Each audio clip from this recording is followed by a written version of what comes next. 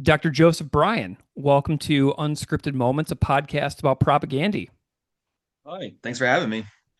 I'm delighted that you're here. I'm wondering if you can just introduce yourself just a little bit to the listeners out there so they know just a little bit about who you are and what you do. I am an associate professor of history at Montana State University, Billings in Billings, Montana.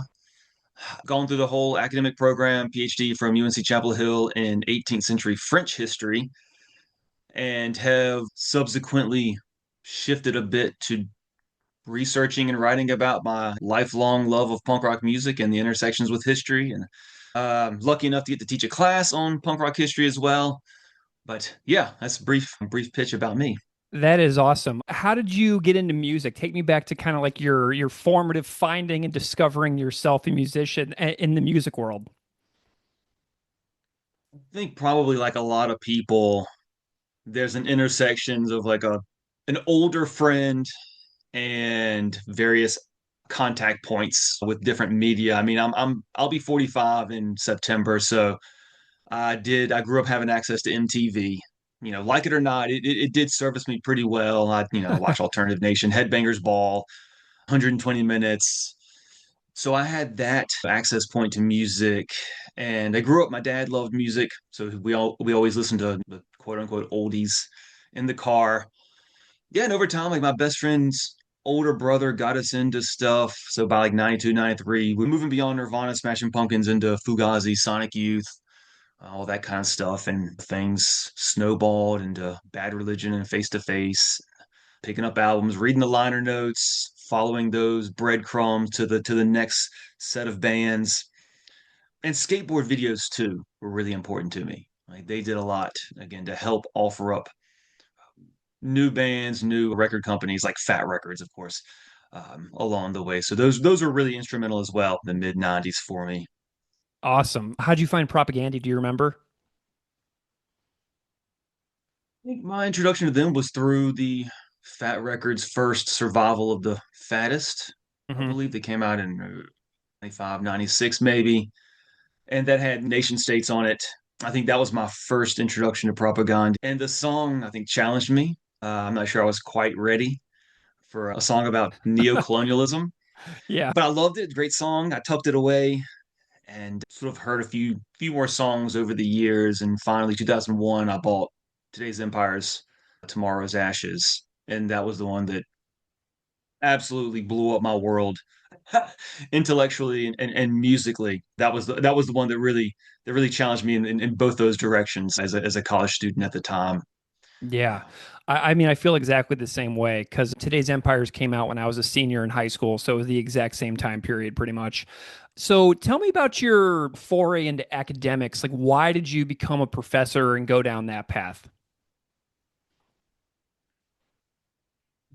I'll try to keep this as short as possible. The story always gets elongated over time and embellished with various things. But both my parents were in education.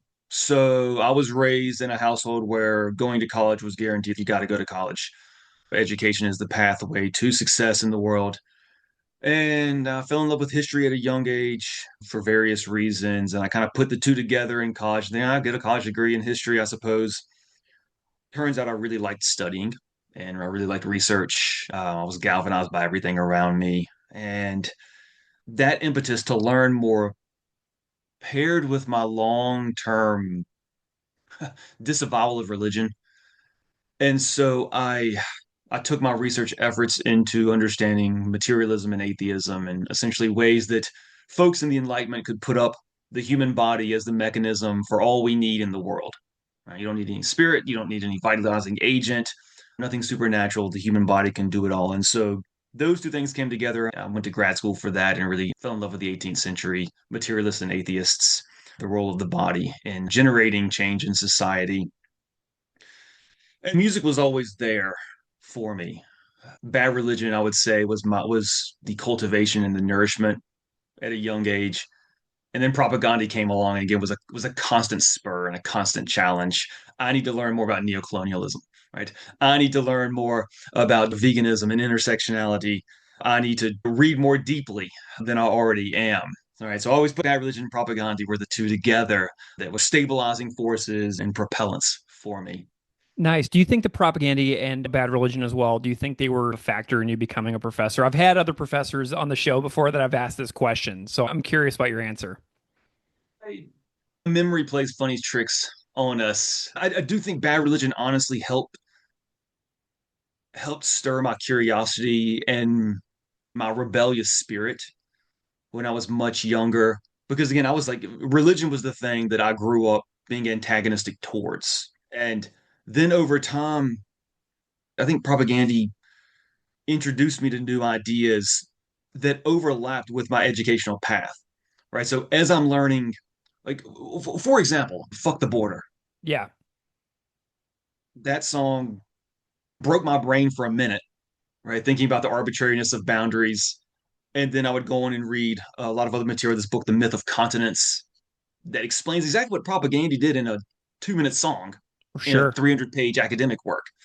And so I feel like bad religion again was the nourishment, the cultivation. Propaganda then became the parallel intellectual journey as I'm going through the academic world, the scholarly world that's mapping kind of cleanly onto what propaganda is doing. So reinforcing what I'm learning through the music.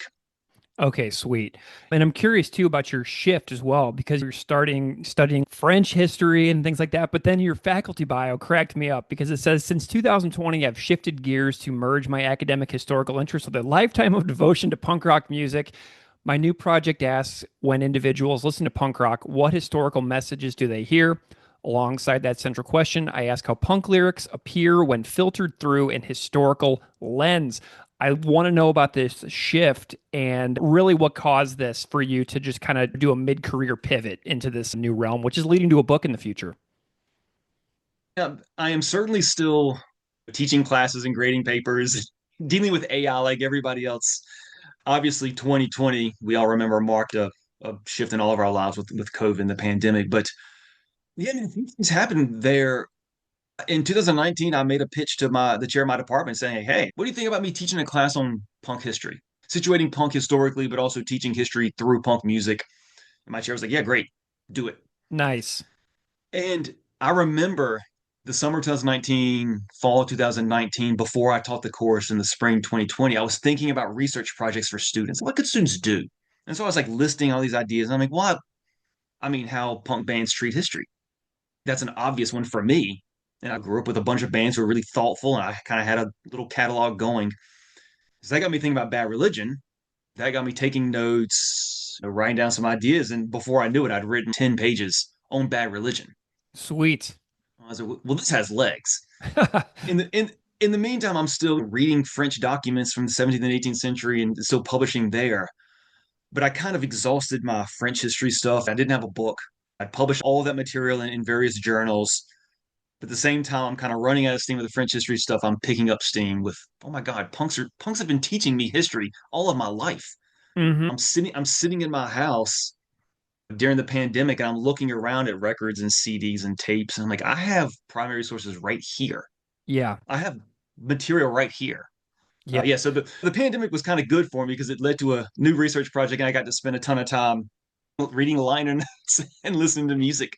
Yeah, Uh, man, I love that. That's exactly what the pandemic did for me as well. Is it launched this project. Our first episode of this podcast came out in June of 2020. So yeah. this, which is now just hitting 6 years of existence, is it came right out of that time period, and I've just managed to keep it going somehow. You know? I mean, it obviously has scratched an itch for people, and y'all have expanded beyond just let's talk about this one song to all different aspects of the band, the recording process, history itself. Yeah, So it's been again like a snowball, endless set of topics and themes that y'all have been able to develop, and that's same thing happened to me with this research project. The more I scratch the surface, the more I read, the more I think. I'm like, oh my God, like I was imbibing all of this stuff for years yeah. and years and years. Yeah. Yeah. Well, you have the book project that you're working on that will be coming out in the future. It's called titled Echoes of a Dreadful Past, Making Meaning of the Past Through Punk Rock. How is the project going? Thanks for asking. By the way, I want to give credit. The quote "Echoes of a Dreadful Past" is from an Italian band called Thousand Oaks. Great melodic hardcore, super fast, really technical. That's Sweet. where I got the quote from. But I'm finishing up the last chapter and I have to write a conclusion and refine the introduction. But I'm hoping by the end of the summer to have a final draft of the full book around 95,000 words and then start, you know, telling editors, Love it. Man, that's what do you great. think? And yeah, yeah. So it's going really well. I mean, as anybody who teaches knows that it's almost impossible to do any real scholarly work while teaching. Yeah, I know it's probably a huge lift for you to do this while teaching as well. And so absolutely. my summers have really been the time that I get to knuckle down and write as much as possible. Well, I'm looking forward to reading that book in the future as well. So definitely keep me updated. And when it comes out, I will obviously let the listeners know as well.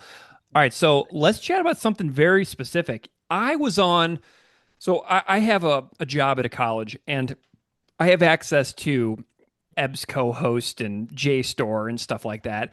And a couple weeks ago, I just typed Propagandhi into the search engine, and an article from 2024 titled History in an Unfamiliar Key, Propagandhi, Punk Rock, and the Uses of History pops up. So I'm like, what now? What is this? And so I downloaded it and I was poking through it, and it came from something called The History of the Present, a Journal of Critical Histories, issue number 14. And you're the author. And I was like, well, we have to talk about this History Journal Propagandhi article on the podcast, obviously. So tell me a little bit about the origin of this piece and how you got this project rolling that specifically focuses, for the most part, on Propagandhi. Um, First off, I mean, as a lot of your listeners probably know, and a lot of people who are in academia who teach know that like the last thing that any of us ever want to do is talk about ourselves. Like when you initially email, I was like, oh wow, huh, yeah, I guess I could go on and talk about myself, but it feels very odd and uncomfortable. It's Uh, cool though. It's a cool it's project, and I'm sure yeah. I think so. You think so? Mm-hmm. A couple of things. I mean, so I wrote an article that got published on bad religion that came out in the journal Punk and Post Punk in 2021. So that was my first foray. Is And this, that the UK journal with Mike Dines? yeah, yeah, Okay. yeah, yeah, Okay. Sweet. yeah. Yeah, a couple of the good folks. I think Matthew Worley and a few other individuals whose names I'm blanking on at the moment, but great people who I met a few of them. They were great along the process. But yeah, Propagandhi was the second band that I had been tucking away. There's a few punk bands who have both the longevity and the intellectual engagement to write an article like Crass or Dead Kennedys. And I had been compelled for a long time by the Confederate monument debates.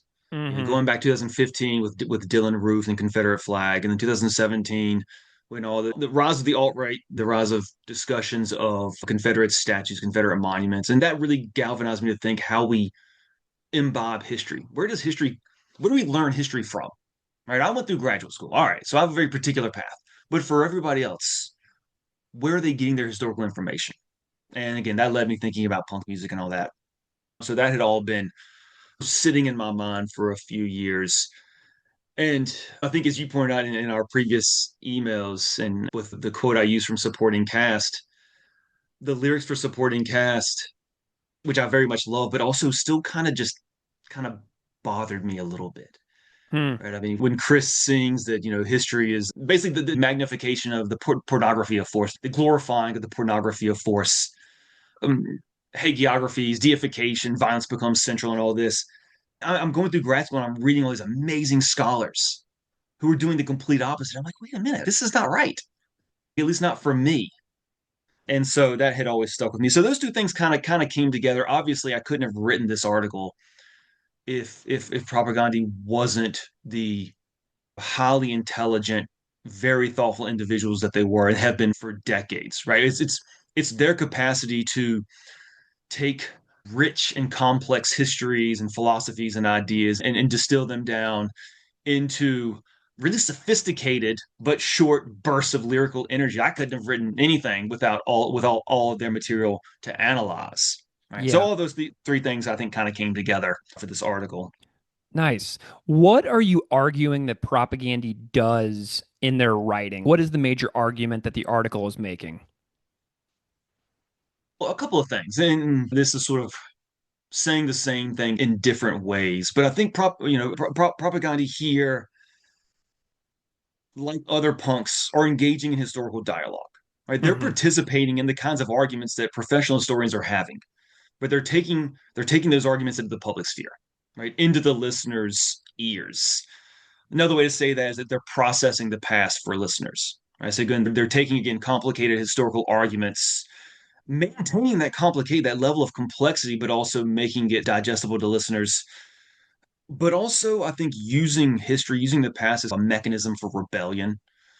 Punks and propaganda here specifically aren't saying that we need to be really objective, dispassionate observers of the past. They're saying, hell no, we need to empathize with all historical actors, but we also need to sympathize with them and elevate those voices who have been disengaged from the historical record to the present. And so, really, I think that's two ways, right? Processing the past for listeners, and also using the past as a mechanism for rebellion to explain essentially why our narratives are coded in the ways that they are that disempower lots of people. What were your methodologies for going through? Were you doing any coding for certain things in your own analysis of the lyrics? What were you doing on your end? No, not necessarily. I didn't just for example, I didn't go to P lyrics and type in the word indigenous and see how many times that shows up. Essentially, I read the lyrics and I used my background as a historian to think about some of the larger themes that Propagandhi was engaging in. What I don't want to do in my project and in this article is just be an encyclopedia. Sure. I mean, when in speculative fiction, they mentioned Battle of 1812. Let me explain the War of 1812 to you. Yeah. No, I don't want to do that. Just be this sort of boring regurgitation of encyclopedic entries. I tried to find some themes that they deal with, and a couple of themes I think rise to the surface, specifically being like social historians being mindful of a history from the bottom up and avoiding great man history. Yeah. Excellent. Okay, so throughout your article, you list so many songs, right? You specifically refer to songs from Victory Lap, Empires, Potemkin, Supporting Cast, Less Talk. It's you run the gamut here. Even Failed States makes it in here too. And the 10-inch, I'd Rather Be Flag Burning, gets a mention in here.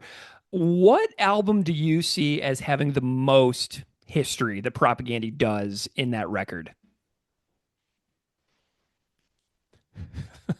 Can't give you a satisfying answer to that question. I think Failed States maybe has the least Hmm. historical, both references, but specific references and more larger themes. Certainly, Less Talk, More Rock provides more information. The liner notes have these just excellent descriptions of what it is when we vote with our wallets, so to speak, Mm. with feminism, with challenging heteronormativity, patrocentricity. So they give you more information that can be analyzed. Today's Empires, Tomorrow's Ashes similarly has a lot of themes and specific historical references. The eponymous song itself, Ruby Ridge, Pine Ridge, Quinto Pro, Fred, Yeah. few other things I'm forgetting off the tip top of my head. The East Timor, the opening track, Yeah, there's so much. Purina Hall of Fame. And then Albright right. Monument Baghdad mentions that Truman statue in the middle of Athens, you know? It was a song that, to be honest, like again, I had no idea what to do with in 2001 when I got the album, Hmm. and then still like a lot of their lyrics, well, a testament to their capacity as songwriters. I'm still very much chewing on the meaning of those lyrics. I mean, I am no expert on the songs, and the history that I'm pulling out is just one element of Yeah. their songwriting capacity. Yeah. But obviously, let's talk more rock. Today's Empire, Tomorrow's Ashes. Victory Lap has a lot as well that I don't know if I realized it upon first listen. Yeah. You know, what's so crazy about Victory Lap is our third episode for the podcast that we ever made was Cop Just Out of Frame. And obviously you have the whole story of Tik Kwang Duk that spreads out before you when you open it up and start thinking about it. And we Yeah. were so lucky because the guest that we had on that episode was a history professor from the University of Missouri. And he broke it down for us and we were like, This podcast is going to be so much harder than we thought. That's funny. It's funny you say that because I listen to that. I don't generally listen to podcasts. I've known about this one, Unscripted Moments, for a long time, but I Yeah. just don't really listen to podcasts often.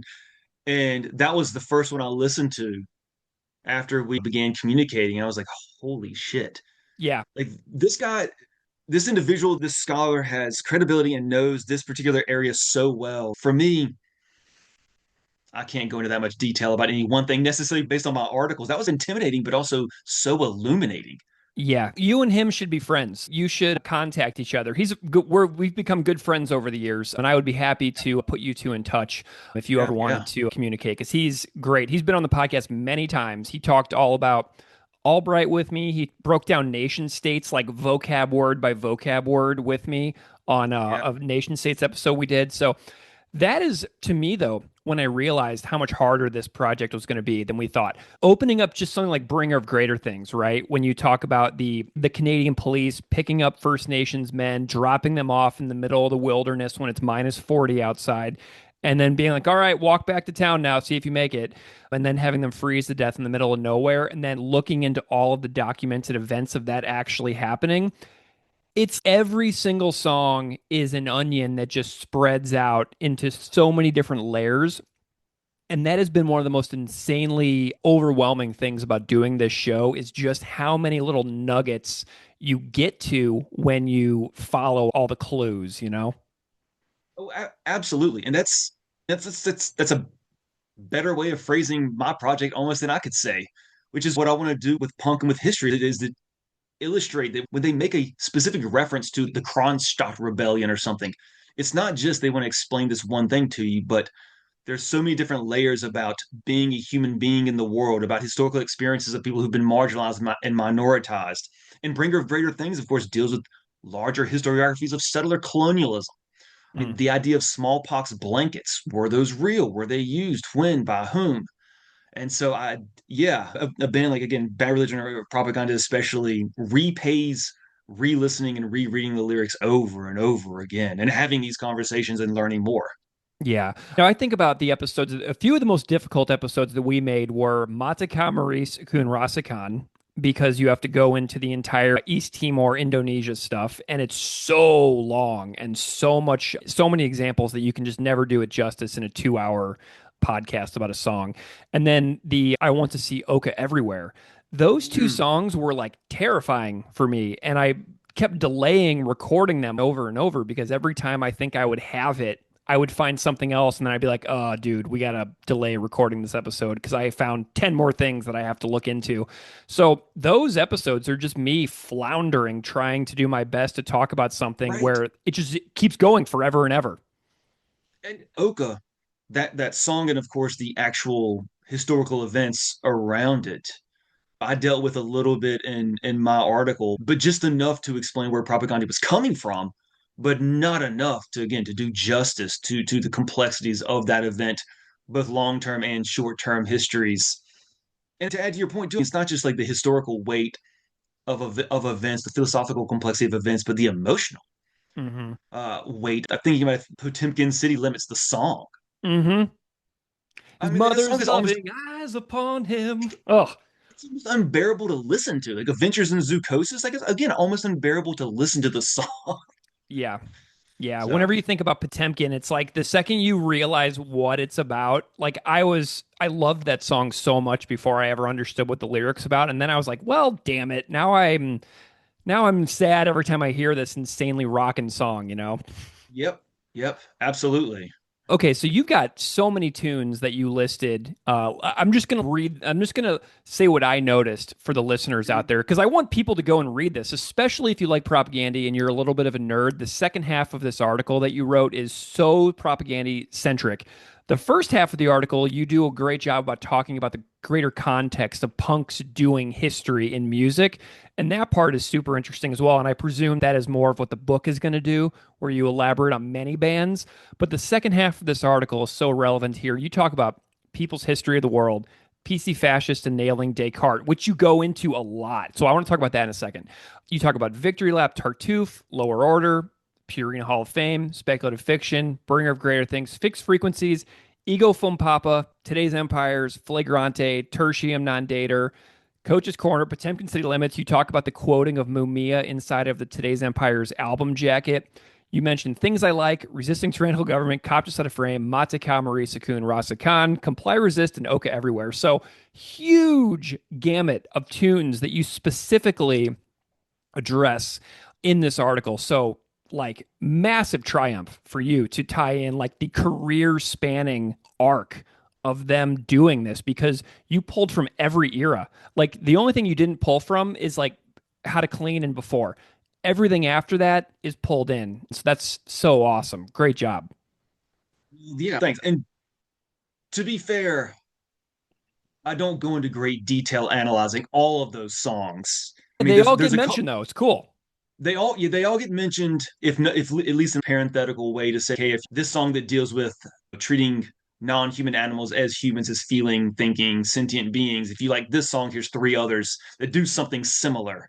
Mm-hmm. Yeah, Yeah, that yeah. was really cool. The something that was new to me was the Jeremy Bentham aspect. I don't think we got into that on our Nailing Descartes episode. So I was wondering if, for the benefit of the listeners, if you could talk a little bit about that Descartes and Jeremy Bentham issue really quick, if that's okay. I I wish that I could. Here's one of those moments where I'm like, I'm not an expert in Jeremy Bentham. Yeah. I was leaning on I think Anita Gorini's work there.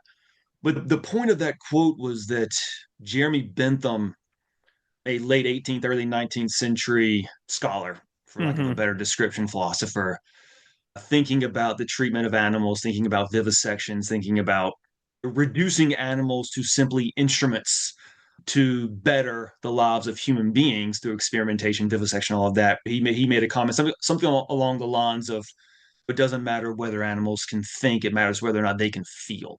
Mm-hmm. And so for a long time, there was this post Cartesian idea that animals were machines, la bête machine. They were simply clockwork, cogworks, pipes and organs and solids and liquids conjoined together, but they don't actually feel anything. When they respond to something, that's just a nervous response. It's not a, what was the word I'm looking for? Not a sensitive response, but it's just involuntary.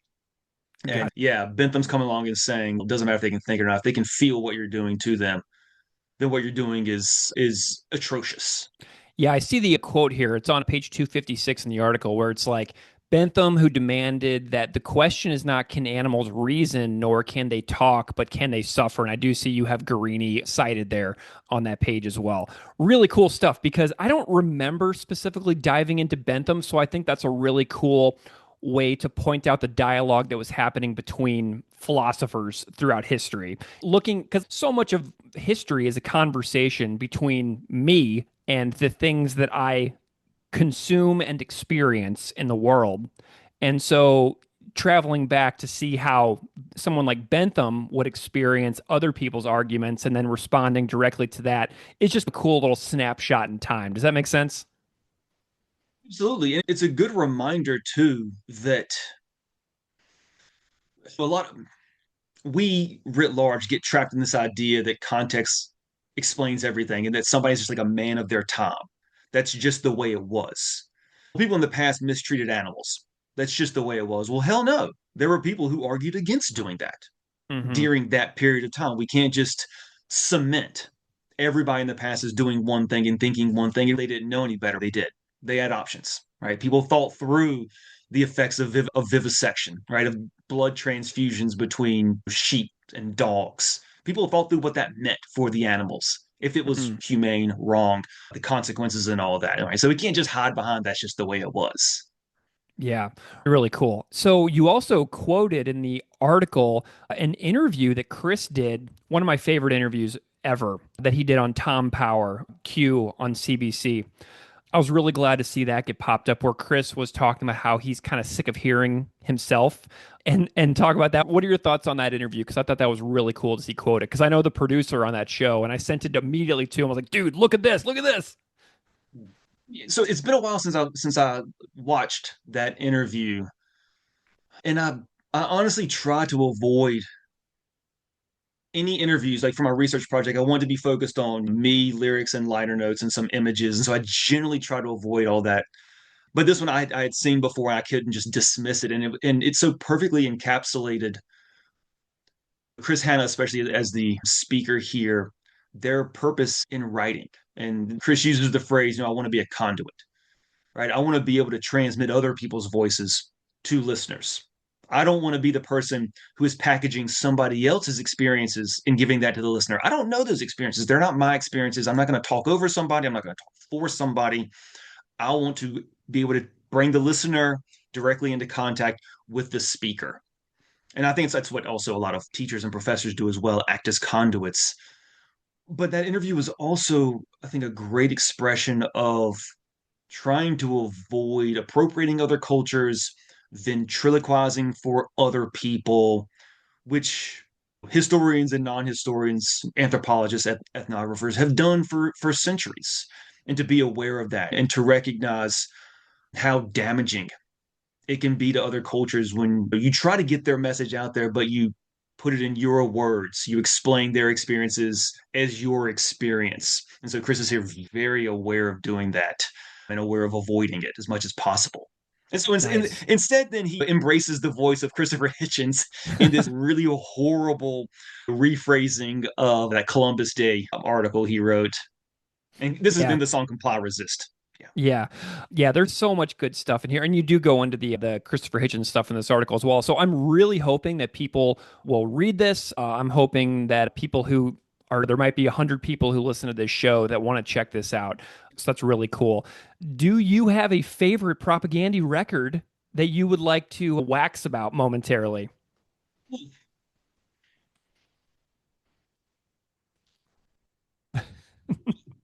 Yeah. This is another impossible question. It would probably have to be Today's Empires, Tomorrow's Ashes, partly for nostalgia reasons, partly because that was the one that showed me how complicated punk can be. I'd always been a long time Bad Religion listener, but the geopolitics involved here and that album, again, I'm still teasing through some.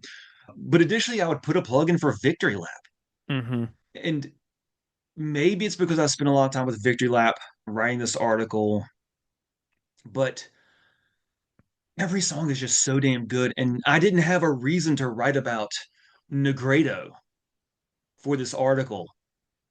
But that song, every time I hear it, is another one of those like stop and pause and catch your breath for the richness of it, for the harshness of the Mm-hmm. lyrics. Have you ever seen someone wasting away first by choice, then after it's too late? They want to come back to life, but I don't know. It's just a hard song, and I'm not sure what I think Todd meant by the title, but I know that word is an alchemical process. Yeah, we go into that in the episode. We went on a massive deep dive. Okay. That was another really hard episode to make, by the way. The Negretto. I think it's episode 27, if off the top of my Yeah, head. But that's the first time we ever interviewed JP, the guy who records and engineers their music got in it. Winnipeg. Yeah, So that's a really good episode. yeah. But Victory Lap, again, having Cop Out of Frame and Adventures in Zoocosis and Negredo, all three of which you almost have to pause the song and stop for a second, or just live with like how difficult it is to listen through this amazing piece of music. Yeah. Yeah, Oh man, so I would plug those and, two albums. and even Call Before You Dig as well, because it goes into the archaeological discovery that Yeah, they found in Winnipeg, like under what became like a cul-de-sac. And I've been to Winnipeg a couple of times, and I've been to that Palmerston and Ruby intersection, and it's very funny to be standing in the spot that the song is about, and yeah. really is hilarious. It's like a really cool community center right on the banks of the river there in town, the Assiniboine River. So really cool to see all those little nuggets come out in real life, you know? I do use that song in a chapter of my manuscript on the Anthropocene. Nice. And Very cool. deep history in the way that the propaganda situates modern humans in this tons worth of organic beings. We're just going to be accumulated biomass in 100,000 years. And they also take a shot at radicals, which they always love to be critical of the punk community and radical communities. And doing all of that in one song is amazing. Amazing. Joseph, just another thing that I wanted to shout out is that in the beginning of your article, you mentioned many other bands that you probably could go on and on about just as much as this band, but you mentioned The Damned a lot, Crass, New Model Army, Boy Sets Fire, Pennywise, the Sex Pistols. So I am really excited to see the way the book manuscript takes shape because I'm looking forward to seeing more details about many other bands. So I'm really excited about this project. And I hope that in the future you'll come back and talk about it with me again whenever the book is all set and ready to go out into the world. It's kind of you to say. I appreciate that. And your enthusiasm might put you in the position to be an early reader if it does ever get published. So Let me blurb it, please. I will blurb the book. yeah. Because Yeah. I don't mean to toot my own horn here, but I am a published author. That So I can say. So man, I would love to do a reading of that book. And in all seriousness, I know I was just yeah. kidding around a second ago, but in all seriousness, I would love to read it. And I'm looking forward to bringing some attention on it here and on some other podcasts as well, hopefully. But yeah, do you have any other thoughts on propaganda, what they mean to you as a person who cares about the world? And tell me why they matter to you, just to kind of bring us in for a landing. Yeah, I think hopefully it's clear by this point, and certainly for all your listeners, that this band, Propagandhi in particular, does so much for young people. It's an alternative form of education for people who don't like school, don't like teachers, don't like politicians, don't like parents. This is a different form of education that's serious and demands a lot of the listener, both musically, the technicality of the music, but also the complexity of the lyrics. And so they don't mince words, which I appreciate, both about the intra-punk community, but also geopolitically. They're unafraid of expressing themselves quite clearly and unabashedly, and using good historical research and methods to do so. I mean, I'm a little critical in a few places in my article, but that comes from a place of basically seeing them as co-equals intellectually. I have a PhD, so what? They write just as sophisticated work as I do, right? And that's pretty damn amazing. So Amazing. if you ever correspond with them and chat with them, reinforce what an impact they have had on so many people like me. Well, I sent them your article. Yeah, done deal. Dr. Joseph Bryan, thank you so much for coming on to chat about the article. What a thrill. And I'm hoping to put some eyes and attention on it. But thank you so much for being here and chatting about this incredible band with me. It means a lot. Thank you so much. Couldn't have done it without the band.